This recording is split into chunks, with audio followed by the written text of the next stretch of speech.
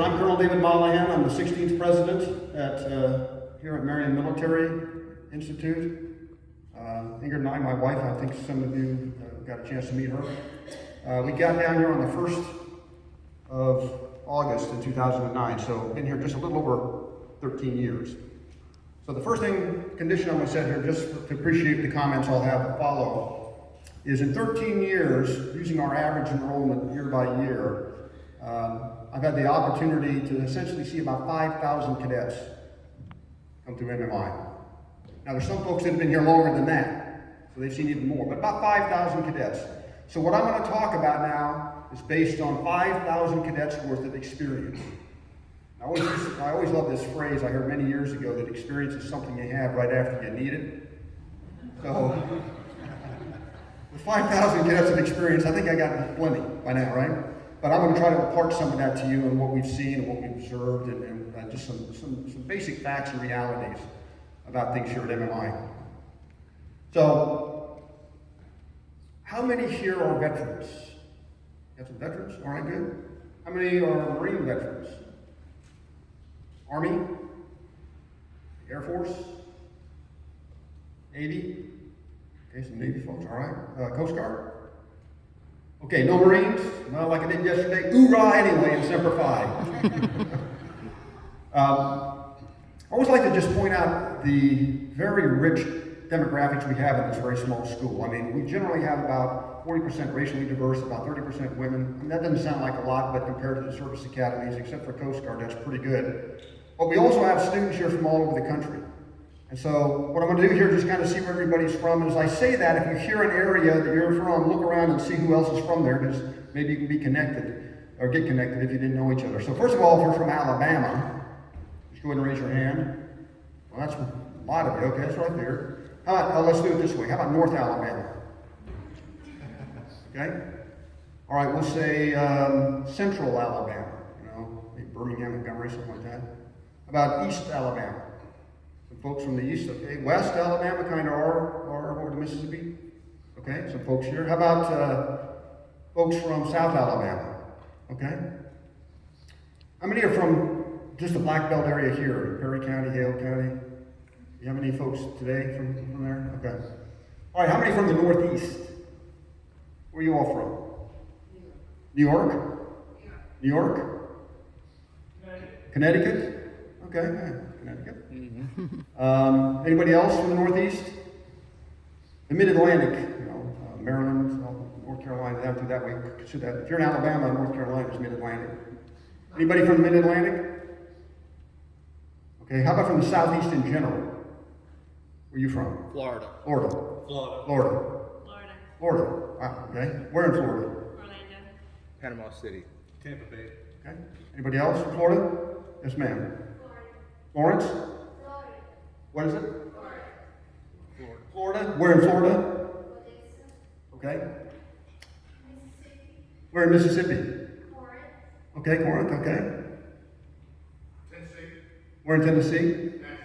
Okay. Meridian, Mississippi. Meridian, Mississippi? Okay, yeah, not far. Anybody from Texas? Oh, wow. Okay, where in Texas? Fort Worth. Fort Worth? Houston. Houston? Where? San Antonio? The Woodlands. The Woodlands. The Woodlands. Houston. Oh, Houston, okay. Anybody else from Texas? Okay, the Midwest? Oh, wow, okay, good. Where are you from? Where is it? Chicago, okay. Good, Chicago, all right. Missouri? Where in Missouri? Okay. Anybody else from the Midwest? Upper Midwest? Where are you from? Colorado. Colorado? Okay, where in Colorado? Springs. Okay. All right, how about just we'll say the West. It could be New Mexico, Arizona, Oregon, California, Washington, Idaho. Anybody from any of those areas? Us. Yeah. Well, she's from California and I'm from Oregon originally. So anyway, you get the point. From all over the country, so it's a very geographically rich population, a very small school, very small population, which is really it has an education of its own kind. So I just wanted to point that out. So I want to make a couple of comments here, and I want you to keep these comments in mind. And again, I want you to remember that they're based on all this various experience that I have. Right now, your young folks have just started on or about to start what we call intensive training cycle, ITC. So, to make this first point, I'm going to use an analogy. And it comes from physics. And the analogy is this thing we call, or that they call, physics, the physics world calls, an event horizon. I don't know if you've heard that phrase, event horizon. But basically what that is that if there's an object that has a gravitational field around it, that exerts a gravitational field, gravitational force, there's a boundary within that gravitational field beyond which another object, object number 2, approaching object number 1, when they get past the event horizon, they're sort of locked into that gravitational field. Okay, so imagine it. So imagine that this object that exerts this gravitational force is MMI.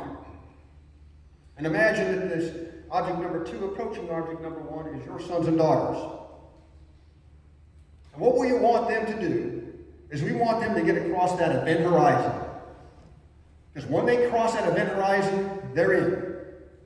And what that translates to is they begin to lose homesickness, uncertainty. They're getting used to the daily routine, the military environment, they're socializing, they're making friends, they're getting used to the class schedule, and so on and so forth. And we want them to get past that event horizon so that they're in. Because once they're in, by and large, they'll stay here, and we'll talk about that in just a second. But until that event horizon, and it's starting right now, is this band of risk. Risk that they're going to decide, this ain't for me. Don't want to be here. Like to go home. Okay? But if they just hang in there and cross that event horizon, they are in. And we want them to be in.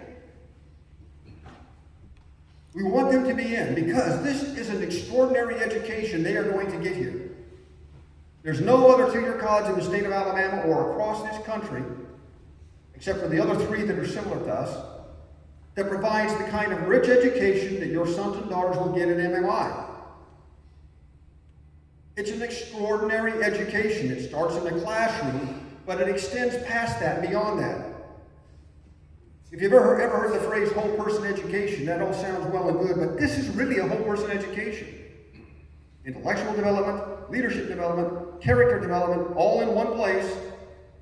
It's an extraordinary education, and it will set them up for success wherever they go from here. As long as they hang in there. So they got to get to and beyond that event horizon, and then they need to stay there. Now they're going to hear me say this over and over again. I want you to remember this. Once they get inside there, starting from today and going forward, we want them to take on an attitude that you never quit. You never give up. You finish what you start. It started today. And as far as we're concerned, the 2 ways in which you finish what you start is you either get an appointment to a service academy for those that are on that track, and go on to the service academy, or you get your degree, and you go on from there. You never quit, never give up, finish what you start. Because this is 5,000 cadets worth of experience talking now. There is nothing here they cannot do. Okay? Nothing. Starting from ITC today, all the way forward. Nothing they cannot do. No standard too high they cannot meet. No requirement that will be asked of them that they cannot do. There's no class too difficult that they can't at least pass it. Nothing they cannot do. Now the primary 2 reasons why a cadet will fall out. They're very, very simple. This may sound familiar. The first one is this. They don't do the work. They don't do homework. They don't study for the exam. They don't take notes. They don't turn in the paper. They don't do the requirements outside the classroom, the co-curricular requirements. They don't do the work. The second is they don't get help when they need it. It could be academic help. It could be counseling support.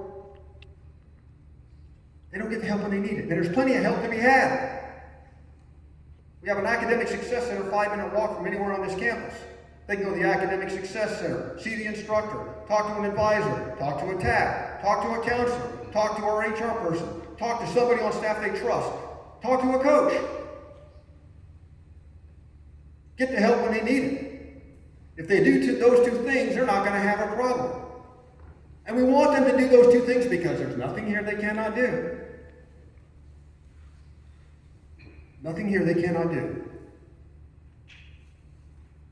Now, their success depends on three things. The first is MMI. And my wife Ingrid and I have two sons. Both went to the Naval Academy. We're proud of them. Many, many years ago, we dropped them off at the Navy, just like you're dropping yours off today. But it seems like yesterday. So we know what that's like. We're parents too. The majority of our faculty and staff are parents too. We don't see cadets. We don't see students. We see them through the lens of a parent. Because we're a family. We're small enough to be a family. This is some of the feedback we get all the time from cadets is how much help they were getting, all this extra help that people are trying to take care of me and helping me and on and on. That's what we do. Our success is measured by their success. Student success is our mission. And we take care of it. No one cares more about these young men and women that come to this college. No one cares more about them than we do except for you. And we're a close second. That's how we see things. So we're going to do our part. We're going to expend every resource we have in terms of time, money, people to make sure they're successful. That's the commitment we provide to you. But that's just one element, one leg in the stool. There's another leg in that stool. And that's the cadet themselves. Right? They got to do their part. They got to do the work. They got to get help if they need it. They need to take on this attitude that you don't quit, you don't give up, you finish what you start. They need to believe there's nothing here they cannot do. And they're going to hear that pounded into them over and over again ad nauseum. Because I know it's true. 5,000 cadets worth of experience speaking here. But they've got to do their part. But the last element is the force multiplier. And that's you. The support, the encouragement, the mentoring, the counseling, the teaching, all that you have done to bring them to this day is still required. That's the third leg of a three-legged stool. Your support, your encouragement. And it starts today. Remind them of what you just heard. Son, daughter, you're not quitting yet. You're not giving up. You've got to finish what you start because I know there's nothing here you cannot do. We need to do that together, work together. If all three do their part, and I guarantee you we'll do ours. If all three do their part, they just won't be successful here. Quite frankly, they will excel. And when they leave here, they will leave here not just better educated, but they're going to leave here as better people with more advanced leadership skills, more mature character than they would have had they gone someplace else. That is a fact as sure as I'm standing here. And they're going to be well ahead of their peers wherever they go. So we need them to stay. We need them to get across this event horizon, and then we need them to continue forward in our program.